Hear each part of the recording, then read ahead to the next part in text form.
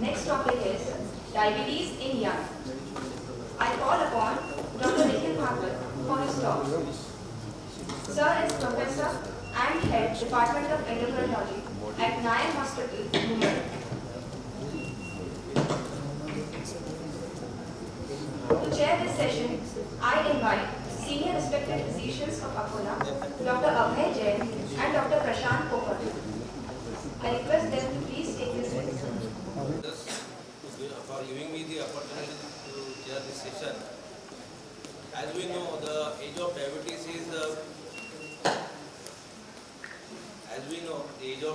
is becoming lesser and lesser. The young diabetics are young diabetes. The population is growing fast, and it is very difficult to convince them and diagnose. After diagnosing, it's a great lot to accept for the family. So, but to prevent the complications and to improve their lifestyle and their level of living, we need to diagnose the things properly, and for that this today's lecture is there. I request the honorable speaker. Thank you, chairpersons, for your kind introduction.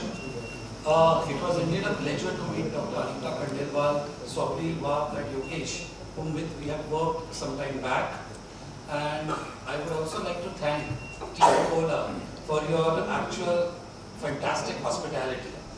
The topic that I want to speak about is diabetes is young, and this is the outline of my talk. I will not be dealing with type 1 diabetes in this talk. We all know, as Sir said, the prevalence of diabetes is increasing across all the age groups, and diabetes in young has classically defined as onset of diabetes less than 35 years of age. And why this is important? Because these are the patients who are going to be exposed to prolonged hyperglycemia and are going to be at an increased risk of complications. So even if they were to get into complications after 10 to 15 years, they're still going to be young. So this is going to have a grave social and economic implication. And besides that, the etiology of diabetes in this group is very heterogeneous. So we need to know what type of diabetes that they have, which will help us to treat them as per their pathophysiology. Now,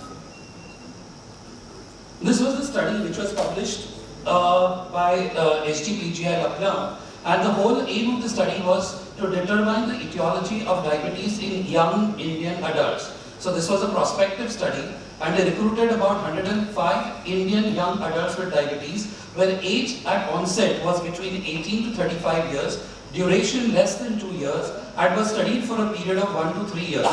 All patients underwent pancreatic imaging, fasting C-peptide and islet cell antibodies, and if required, they went through the Modi screen. And they found that maximum number of patients had type 1 and type 2 diabetes. Both the prevalence of both this was about 40%, and the other etiologies that they found was FCPD, Modi, Flatbush, and mitochondrial diabetes. Now, this is the data from the ICMR registry, and this was the registry of youth onset diabetes in India, and the whole rationale was to find out what type of diabetes that youth onset of diabetes had. So this was an observational multi-center clinic based registry enlisting physician diagnosed diabetes in individuals below 25 years of age. And this registry enrolled 5,546 patients, and they found 10 different variants of youth onset diabetes.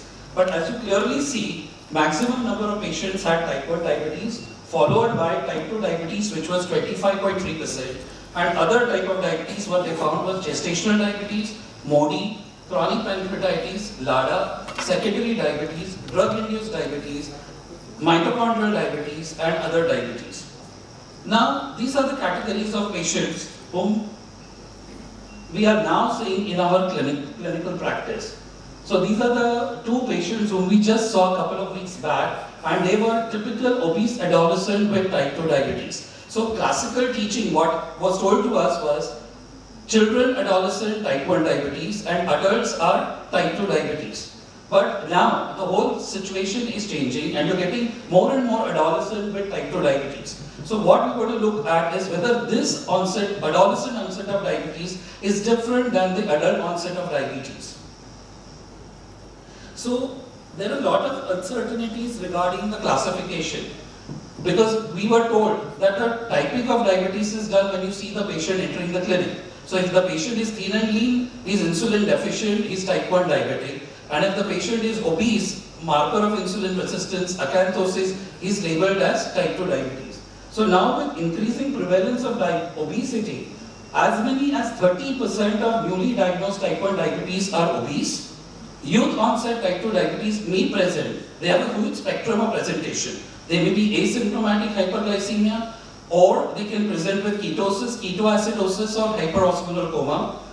Now, clinically diagnosed type 2 diabetes may have type 1 diabetes associated antibodies in 15 to 40% of cases. And besides, we use C-peptide levels to categorize. But this C-peptide, there could be a considerable overlap between type 1 and type 2 at the onset. Because if the type 1 diabetes is in honeymoon period, you may have detectable C-peptide levels. And in type 2 diabetes, when he is uncontrolled and he has glucose toxicity, lipotoxicity, you may still have undetectable C-peptide levels. So persistence of C-peptide above the normal level would be little unusual in type 2 diabetes, type 1 diabetes after 12 to 14 months of diabetes. So it usually occurs in the second decade of life with a median age of about 13.5 years, which coincides with the pubertal peak physiological insulin resistance. It rarely occurs prior to puberty, and there is a family history of diabetes. Now, who should be screened? So the criteria are major criteria and the minor criteria. So the major criteria is any adolescent who is overweight, where the BMI is more than 85th percentile for age and sex, or weight more than 120% of the ideal body weight, along with any of one of the two of this, that is, if they have a family history of type 2 diabetes in first or second degree of relatives, or race or ethnicity. So we Asians are anyway at a higher risk of diabetes, and patients have signs of insulin resistance or conditions associated with insulin resistance like acanthosis nigricans, hypertension, dyslipidemia, or PCOS. Now, when do you start screening? It is recommended to start early at age of 10 or at the onset of puberty if the puberty occurs at a younger age. And if you have normal levels, then you can screen them every 2 yearly. So all patients, whether you clinically diagnose them as type 1 or type 2, should undergo antibody testing. This is one of the most important things. So as I already said before, the antibodies may be present in 10 to 30% of patients with clinical diagnosis of type 2 diabetes, and presence of antibodies predict rapid development of insulin requirement. Now, this was the study which was published in NEJM in 2012. And it was a multi-ethnic, multi-center, randomized controlled trial of youth onset type 2 diabetes. And here they compared 3 therapeutic approaches to maintain glycemic control and to examine diabetes-related complications and cardiovascular risk factors over time. So the eligibility criteria were age between 10 and 17 years. Patients had recent onset diabetes less than 2 years, BMI more or equal to 85th percentile for age and sex, negative antibodies, and fasting C-peptide levels more than 0.6 nanogram per ml. So they recruited about 699 children. The mean duration of type 2 diabetes was 7.8 months, and mean duration of follow-up in this trial was 3.9 years. So these patients were randomized into 3 treatment arms. One was a metformin arm, second was metformin with rosiglitazone arm, and third was metformin with intensive lifestyle modification. And the main primary objective was to find out time to treatment failure. So treatment failure was defined as persistently elevated HbA1c more than 8% over 6 months, or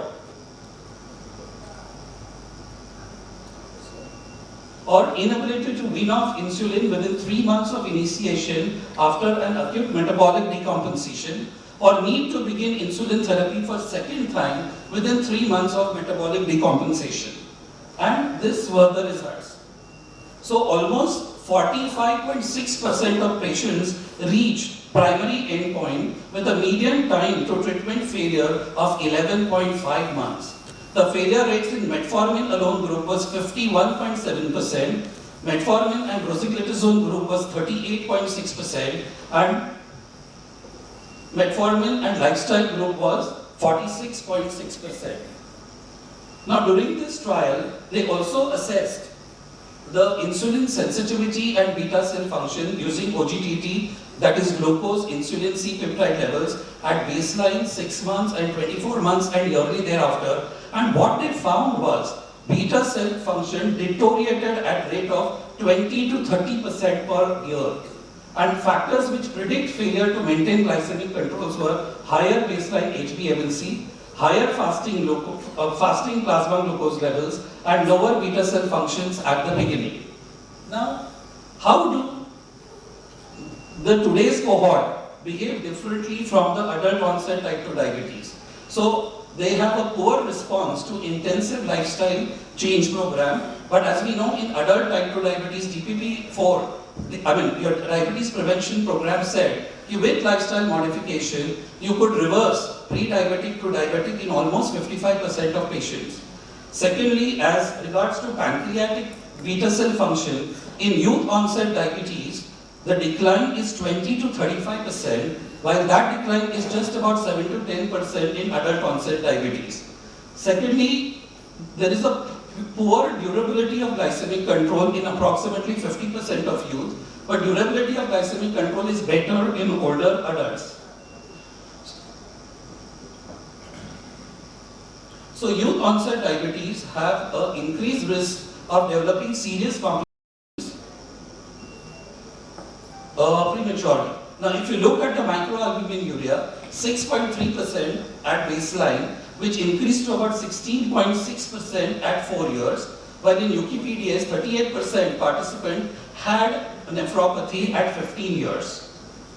So for every elevation of HbA1c by 1%, it increases the risk of microalbuminuria by 17%. So on and so forth. So you look at the hypertension. 11.6% had hypertension at baseline, which increased to about 33.8% over 3.9 years. So for every 1 kg per meter square increase in BMI, increase the risk of hypertension by 6%.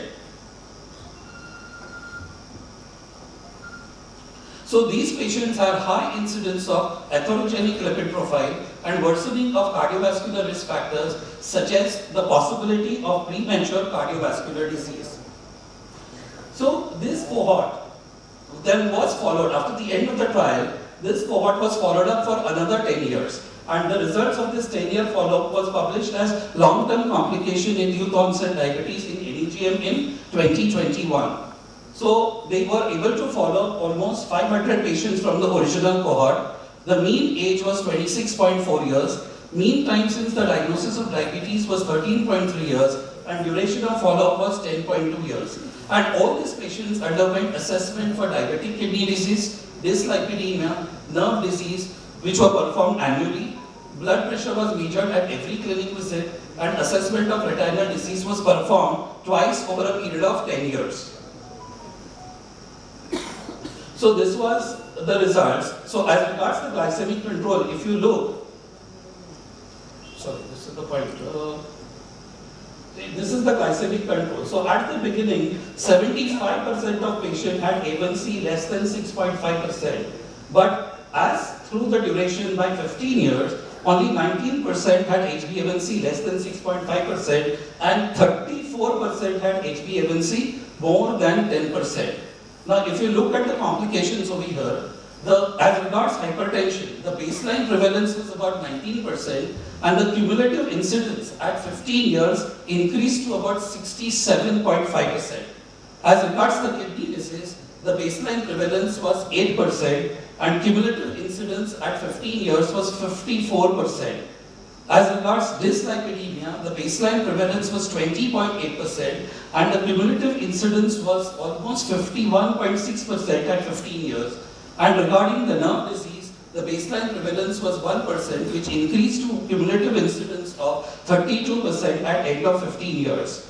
They could not find the cumulative incidence of retinal disease because it was done twice in 10 years. So at the first assessment, 13.7% had very mild non-proliferative diabetic retinopathy, but after additional of 7 years, when they repeated the assessment in 2017-2018, 51% had eye disease, including 8.8% with moderate to severe retinal changes and 3.5% had macular edema. When they looked at clustering of complications, at the time of the last visit, only 39% had no complications of diabetes, 31.8% had one complication, 21.3% had two complications, and 7.1% had three complications. So they concluded saying that among the participants who had onset of type 2 diabetes in youth, the risk of complications, including microvascular complications, increased steadily over time and affected most of the participants by the time they were young adults. So how do you manage this? So only metformin and insulin were initially being approved, but now you have GLP-1 analog, especially liraglutide, and once a week exenatide, that is Byduron, has been approved as a second line of management. And in morbidly obese adolescents, which you find it very difficult to control them, or they have serious comorbidities, even bariatric surgery can be an option now in adolescents. The goal of initial treatment should be to attain HbA1c of less than 6.5%, and along with that, one needs to evaluate and treat any comorbidities if they have. So this is in short the treatment algorithm. So at diagnosis, if HbA1c is less than 8.5% and if they have no ketosis or acidosis, you emphasize on healthy lifestyle, start with metformin, start at a low dose and gradually build it up to about 2 grams per day as tolerated.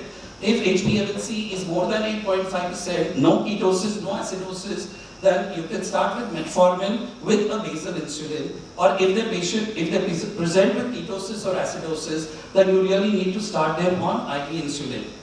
Once the acute stage is over, then in the first month, you evaluate for islet cell antibody negativity. If islet cell antibodies are negative, then continue metformin, wean insulin, and consider addition of GLP-1 analog if they fail to metformin, and they are confirmed type 2 diabetes. If the islet cell antibodies are not negative, they are best classified as type 1 diabetes. And subsequent therapy depends on their glycemic status. So the learning point over here is that metformin monotherapy fails to maintain glycemic control in more than half of the participants, indicating that this disease can be more aggressive and rapidly progressive when onset is early in life. It is important to carefully and frequently monitor these patients and to intensify therapy, including initiation of insulin as early as needed. High incidence of microalbuminuria as well as hypertension, dyslipidemia, and elevated markers of inflammation early in the course of type 2 diabetes suggest that the development of serious diabetes complications may occur prematurely in youth onset type 2 diabetes. So now we move to this patient who presented to us. She was a 26-year-old female who was admitted with DKA, diabetic ketoacidosis, in June of 2017. She had severe osmotic symptoms, weight loss of 5 kilos, vaginitis for 2 weeks prior to admission. On admission, her random glucose was 580, urine ketones were 4+, and ABG was suggestive of metabolic acidosis. So she was managed as per the DKA protocol. She had family history. In her family history, father was obese. He had type 2 diabetes since 12 years. On examination, her height was 152, her weight was 55, and she had acanthosis grade 2. And she was discharged on basal bolus therapy. When she followed up in August of 2017, we evaluated for her pancreatic antibodies, and her antibody screen was negative. And then we subjected her to a stimulated C-peptide, and her C-peptide level was 9 nanograms per ml. Her HbA1c was about 7.5%. So we weaned her off insulin, started her on oral anti-diabetic agents. Metformin up titrated to up to 1,500 milligram per deciliter. And these were her HbA1c values on follow-up. Then in July of 18, she came to us, she was 3 months pregnant. Fasting plasma glucose was 105, HbA1c was 6.4, and she had stopped metformin for 3 months. So we started her on insulin and as per whatever requirement in gestational diabetes with SMPG 5 times a day. And she delivered a healthy male child in January of 19 and went off insulin and metformin therapy post-delivery. Now in August, so from July 18 to August of 19, she was lost to follow. And when she came back, she presented again with osmotic symptoms, weight loss, high blood glucose levels. A1C again was 9%, fasting plasma glucose was 313, PP was about 492, and she had ketosis. So again we started her on basal bolus insulin, achieved good glycemic control, and her insulin requirement started decreasing.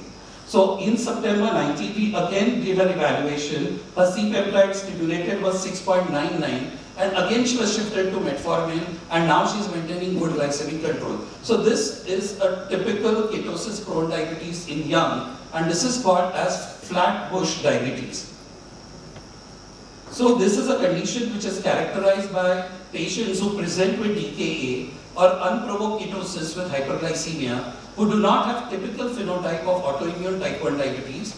These patients may undergo spontaneous remission and maintain long-term insulin independence. At presentation, they have impairment of both insulin secretion and action, but with intensified management, results in significant improvement in beta cell functions and insulin sensitivity. They have mixed features of type 1 and type 2 diabetes. So how do you classify this patient? And this is the classification that we use, which is A-beta classification, where A stands for autoimmunity and beta stands for beta cell function. So if you have antibodies positive and you have absence of beta cell function, then we label them as type 1A diabetes mellitus. If the antibodies are negative and beta cell function is still absent, then this is called as type 1B diabetes mellitus. If the antibodies are positive, but beta cell function is still positive, then this is very, very typical of latent onset autoimmune diabetes in adult, where these are the patients typically responds to OHA initially, and then they fail and get onto insulin. And patients who are antibody negatives and they have beta cell function, and these are your typical ketosis-prone diabetes of young or flatbush diabetes.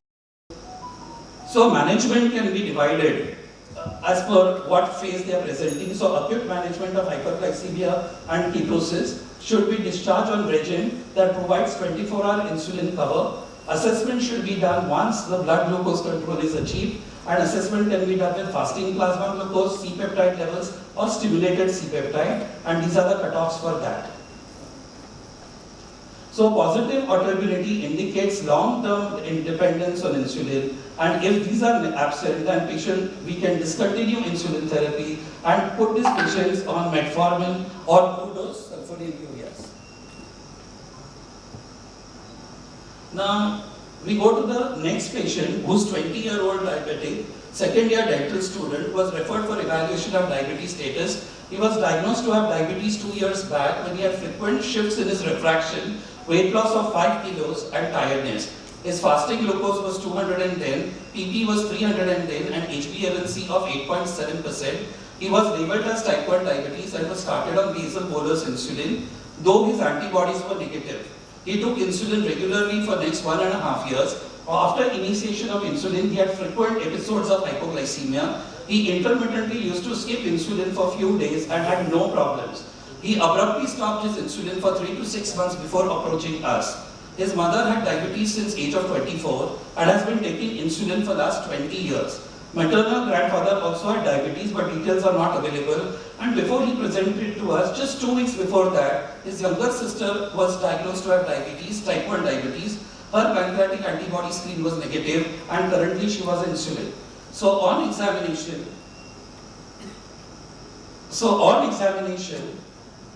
his height was 170 centimeters, weight was 66, BMI was 22.8, and there was no evidence of insulin resistance. His fasting plasma glucose was 156, PPBS was 256 with HbA1c of 7.8.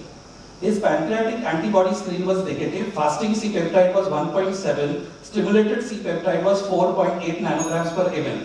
So we told him to withhold insulin, instructed to monitor blood sugars closely and call if they were high, and his blood was sent for genetics study for MODY.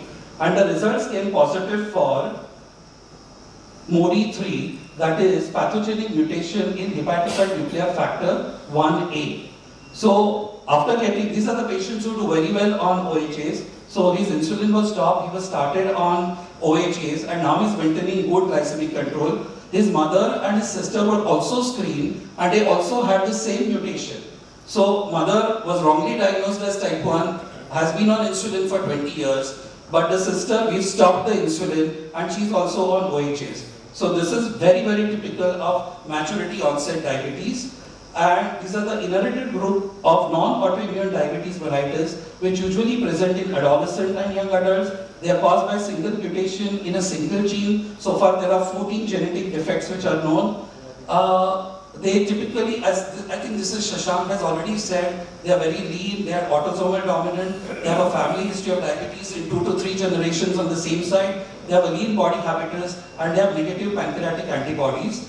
So early onset diabetes in adolescent, young adult, greater than 25, they have features which are atypical for type 1 diabetes, they have features atypical for type 2 diabetes, and these are few MODY types which are there, and each one has a very specific phenotype from which you can decide on what type of MODY they have. So correct diagnosis is very, very important over there. Last I would say is, this is an X-ray of a 24-year-old gentleman. Look at the pancreatic calcifications what he has. So this is nothing but fibrocalculous pancreatic diabetes. The hallmark are they have abdominal pains in childhood, pancreatic calculi associated with dilatation of pancreatic duct, and South India has maximum number of patients, and they have an increased risk of developing pancreatic malignancy. And this is secondary diabetes. You have acromegaly, you have Cushing's, you have thyrotoxicosis, pheochromocytoma, or drug-induced diabetes. So I'm going to go back, I'm just going to go to the side. So forms of diabetes that do not fit into traditional categories by ADA have been emerging in recent decades. Till routine and affordable genetic testing is available, more judicious use of clinical phenotype, history of diabetes, along with measurement of diabetes autoantibodies, C-peptides would be more pragmatic and cost-effective approach in establishing the type of diabetes and medication best suited for its management.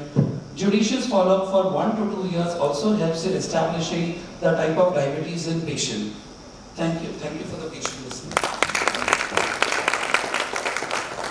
Thank you, sir, for the informative session. I request the chairpersons to please express their views. Thanks for elaborating on such a wonderful topic. What I feel, the progression of HbA1c from 6.6 to 10, does it indicate that it is a transformation from type 2 to type 1?